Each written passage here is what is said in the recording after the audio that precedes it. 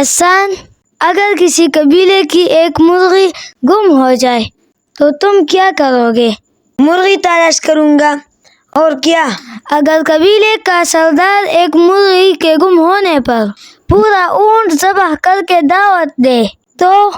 پھر تو میں سمجھوں گا سردار کا دماغ خراب ہو گیا ہے۔ بس دیکھو، یہی سے اس قصے کا آغاز ہے۔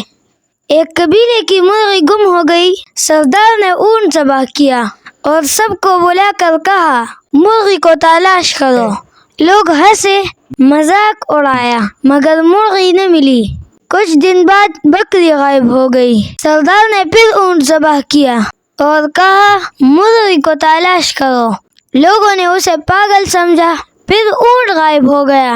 سردار نے پھر وہی کہا دعوت کر کے کہ مرغی تلاش کرو۔ اب لوگ سخت ناراض ہو گئے، لیکن جب قبیلے کی ایک لڑکی لاپتہ ہو گئی تو سب پریشان ہو گئے اور دیوانہ وار تلاش شروع کر دی۔ تلاش کرتے کرتے ایک غار تک پہنچے جہاں لڑکی کا دوپٹہ، بکری کی ہڈیاں، اونٹ کی ہڈیاں اور مرغی کے باقیات پڑے تھے۔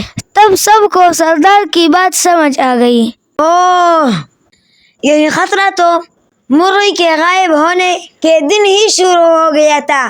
بالکل، اگر وہ پہلی مرغی کو سنجیدگی سے تلاش کرتے تو نہ بکری غائب ہوتی، نہ اونٹ اور نہ قبیلے کی بیٹی۔ اچھا، یعنی بڑے سانحات اچانک نہیں ہوتے، ان سے پہلے چھوٹے اشارے آتے ہیں جنہیں ہم نظر انداز کر دیتے ہیں۔ اور یہی آج ہمارے معاشرے کا مسئلہ ہے۔ جب پہلی واردات، پہلا ظلم، پہلا جرائم پیشہ شخص یا پہلا فساد سامنے آتا ہے تو لوگ کہتے ہیں یہ تو چھوٹی سی بات ہے، مگر یہی چھوٹی بات ایک دن بڑے سانحات میں بدل جاتی ہے۔ اس لیے عقل مند وہ ہے جو آگ لگنے کے بعد نہیں، دھواں اٹھتے ہی خطرہ پہچان لے۔ اور یہی اس قصے کا سب سے بڑا سبق ہے۔